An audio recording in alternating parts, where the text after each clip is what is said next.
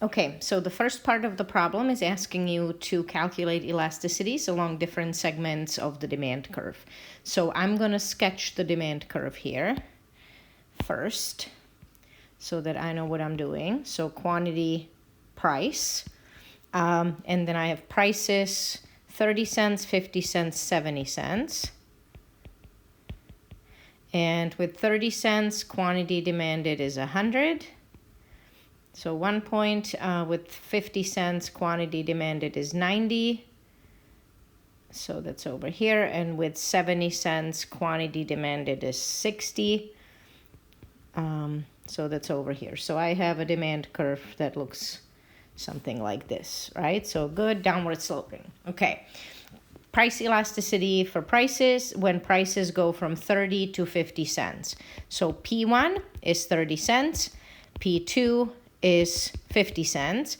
I'm going to clearly mark which quantities correspond to it. So with P1 being 30 cents, so that's this one, the quantity is 100. And with P2 being 50 cents, so over here, the quantity demanded is 90. So this is my first setup, just so I don't get messed up. Now, my elasticity of demand is going to be percentage change in quantity relative to the percentage change in price. And remember, we always use the midpoint method. So new quantity is my Q2, so I'm going to have 90 minus 100. And then divided by the average. So 100 plus 90 in half. Changes in price. New price is 50 cents minus 30 cents. And again, divided by the average of the two. So 30 plus 50 and divided by half. If I set this up, so I have 90 minus 10. So that's negative 10 over 190 by in half, so that's 95, divided by, this is 20 cents, so 50 minus 30 cents is 20 cents, divided by 80 cents in half, so that's 40 cents.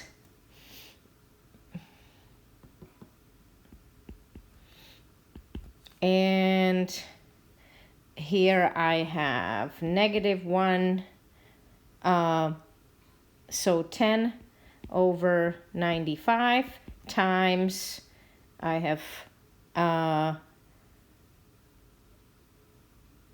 40 cents over 20 cents, so that can simplify as 1/2. So 1 over 2, so I'm going to get negative 10 over 95 times 2 over 1. So it's negative 20 over 95. So if I simplify that, that's 4 over 19. And that's going to equal about negative 0.21. Okay, so what this is telling me, that this is the elasticity, price elasticity of demand along this segment. And because it is less than 1, it is going to be inelastic. So I was looking as price went from 30 cents to 50 cents. So this segment of the demand curve, and it was negative 0.21. And in absolute value, this is less than 1, so it's inelastic. So the interpretation here would be, remember, I could add basically this as divided by 1. So for a 1% change in price, I would expect quantity to change by 0.2%. So it's not very responsive, so it's negative 0.2. Now the next part is asking me to calculate the elasticity when price goes from 50 to 70 cents. So this segment of the demand curve. So here P1 is 50 cents, P2 is 70 cents. Q1 corresponding to the 50 cents is 90 units, and Q2 corresponding to 70 cents is 60 units. So now the elasticity of demand is going to be percentage change in Q. So my new Q is 60 minus 90 divided by 150 in half. P's, my new P is 70 cents minus 50 cents divided by $1.20 in half. So I'm getting negative 30 over 75. And then on my price changes, so this is 70 minus 50, so that's 20 cents divided by 1.2, so divided by 60 cents in half. So I can divide, okay, so I have negative 30 over 75 times, and this is 1/3, right? So I can do times 3 over 1. And I should get, these can simplify by, can divide by 15 actually. So 30, that's going to be twice. And this is 4 times and 60, so 5. So I get 2/5. So 2 times 3 is 6 over 5. And 6/5 is negative 1.2. Okay, so this is telling me that in this segment, the elasticity is negative 1.2. That is bigger than 1 in absolute value, right? So this segment of the demand curve would be considered elastic. And that makes sense. We said elasticity declines along the demand curve. So up here, it's more elastic. Down here, it is inelastic. Okay, so now I am looking at this statement. So increase in supply will have a greater impact on price if demand for that good is relatively elastic. Okay, so what's the alternative? Being inelastic. So I can think about this, or I might have a better solution in terms of just drawing it out and not even thinking, right? So I'm going to draw out 2 markets. One, so we're going to start them in the same equilibrium. So let's say $2, 10 units, $2, 10 units. I'm going to have the same supply going through, okay? But in one of these markets, I'm going to make the demand relatively inelastic, so pretty steep. And in this market, I'm going to make the demand relatively elastic, so pretty flat. And now I'm going to test how an increase in supply is going to impact the price. So I'm going to shift my supply curves by the same amount in both markets, and I'm going to just exaggerate so that it's pretty dramatic, right? So increase in supply, so I'm shifting my supply in both of these markets by the same amount. And now I'm going to test what's happening to prices. So this price difference versus this price difference.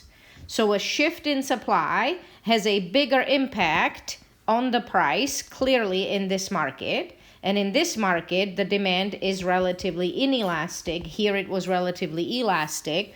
So this makes the statement false. Okay, for part B here. If the demand for automobiles increases by 20%, when income increases by 20%, automobiles are a normal good. So what do we know about income elasticity of demand? It is the percentage change in quantity demanded as a response to the percentage change in income. What this is telling me that income goes up by 20%, and the demand here also shifted by 20%.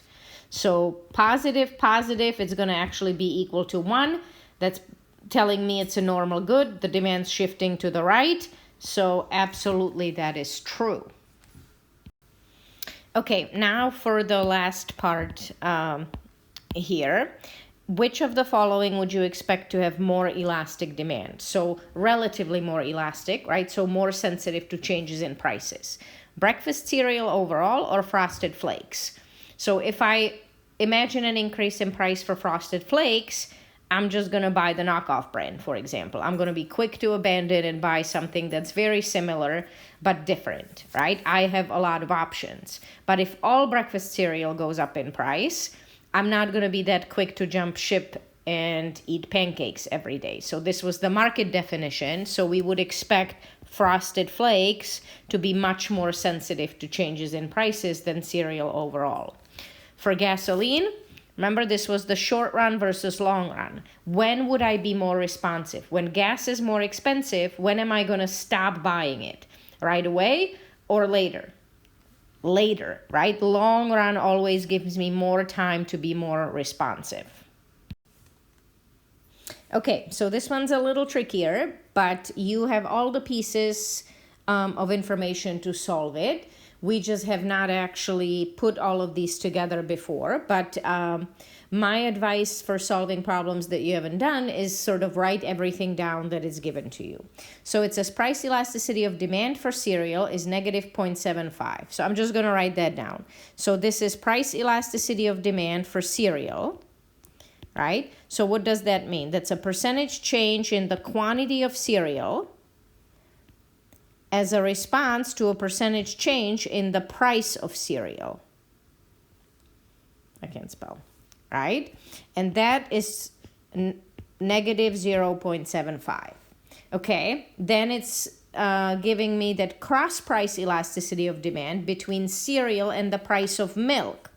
So now this is cross price elasticity between cereal and milk. So percentage change in the quantity of cereal given a percentage change in the price of milk. That's the cross price, and that's negative 0.9. Now it's asking if the price of milk rises by 10%, what would have to happen to the price of cereal to exactly offset the rise in the price of milk and leave the quantity of cereal demanded unchanged? Okay, so first of all, what's going to happen when the price of milk rises by 10%? So price of milk is going up by 10%. So do I have price of milk anywhere on this page? I do, right here. So if this is telling me that price of milk is going up by 10%, I can solve for how much of an impact it's gonna have on the quantity of cereal demanded, because I am already given the cross price elasticity. So if I know the cross price elasticity, and I know that price of milk changed by 10%, and I want to solve now for how big of an impact it's going to have on cereal, now that milk is more expensive, I am simply going to take this, multiply by it to move it to the other side. So to solve for quantity of cereal, I'm going to get negative 0.9 times 10. So the percentage change that I'm going to observe in the cereal is going to be equal to 9% decrease. 0.9 negative times 10. The quantity demanded of cereal is going to decrease by 9% because milk is more expensive. So milk prices rose. I am buying less cereal, 9% less cereal, in fact. So the problem here is asking what would have to happen to the price of cereal? Where is price of cereal? Over here. To exactly offset, to basically negate this decrease in the quantity of cereal because of the price of milk and leave the quantity of cereal unchanged. So if price of milk caused the cereal demand to decrease by 9%, I want to basically engineer something that would bring the cereal back up by 9%. So now that I know that I want to engineer something that's going to cure this 9% decrease in the quantity of cereal, I know I can make that happen by making cereal cheaper.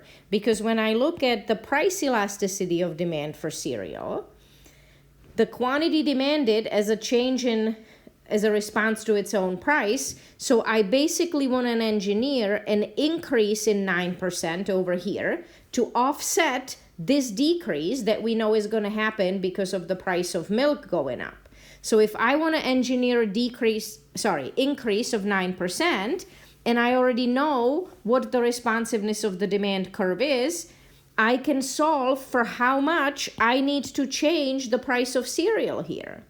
So if I want to do that, I'm going to plug in the 9% there, and I'm going to get 9% given the price change is equal to negative 0.75. So I'm going to cross multiply. I'm going to bring the percent change in price is going to be equal to 9 divided by negative 0.75, and 9 divided by 3/4 is going to give me a 12% decrease. So I would have to make price of cereal 12% cheaper, and that would create the exact same change. We would want 9% more of cereal than the change in the price of milk caused a decline of. So they would offset. So more expensive milk means we demand 9% less of cereal. But if I make cereal 12% cheaper, I'm going to get the quantity demanded to go up by 9%. Okay, for the last one. So you have an income increase from 15 to 60. So income 1 is 15,000. Income 2 is 60,000. And I'm asking you to calculate income elasticities of demand and state whether the demand is income elastic or inelastic, whether the good is inferior or normal, and whether it's a necessity or a luxury. So for ramen noodles, quantity 1 was 7, quantity 2 is 0. So if I'm setting this up, income elasticity, so percentage change in quantity given a percentage change in income. So new quantity is 0 minus 7 divided by 7 plus 0 in half. Income, 60 minus 15 divided by 60 plus 15 in half. So if I simplify this, these 2's can cancel out. So I get 7 over 7 divided by 45 over 75. So I get, negative 7 here. So I get minus 7 over 7. So that's 1 divided by 45 and 75 divided by 15. So that's 3/5. And my overall is going to be minus 1 times 5 over 3, so negative 5/3. The income elasticity is going to be negative 1.66. So what does that tell me? So it's negative, so it's an inferior good. And it's pretty income elastic, right? It's responsive. For every 1% change in income, I'm getting the demand to shift by negative 1.66%. Remember, this was the demand for ramen noodles. Initially, I was consuming 7 packs, and this was my income of 15K. When my income changed, and now I make 60K, my quantity demanded is 0 at the same price, right? This is what I'm measuring, the shift in quantity, just letting income change. Everything else is held constant, so prices are held the same. So it's inferior. Okay, neckties. So I have, again, income 1 is 15K, income 2 is 60K, quantity 1 is 1, quantity 2 is 11. So percent change in quantity, 11 minus 1 divided by 12 over half, 60 minus 15 divided by 75 in half. So if I simplify this, I get 10 over 12, 45 over 75. I'm canceling these 2's out first. 10 over 12 is 5 over 6 times 5/3. And I'm going to get 25 over 18. Now, you can already tell this is bigger than 1, and it is positive. So it's going to be a normal good. And, in fact, income elastic, it's going to be a luxury. Income elastic. If you want to simplify this, into an actual number and divide 25 by 18, you can. Okay, last one here. Burritos. So again, income 1 is 15K, income 2 is 60K, quantity 1, quantity 2, 2. So consumption rises from 1 to 2. Quantity change, 2 minus 1 divided by 3 in half. Income 60 minus 15 divided by 75 in half. I can cancel the 2's out again. So I'm going to get 2 minus 1 is 1 over 3, and then divided by, that's the 45 over 75, so 3 over 5. So I'm going to get 1 over 3 times 5 over 3. So I'm getting 5/9, which is less than 1, right? So it is normal because this is bigger than 0. So it's a normal good, but it is income inelastic. So for Johnny here, burritos are a necessity.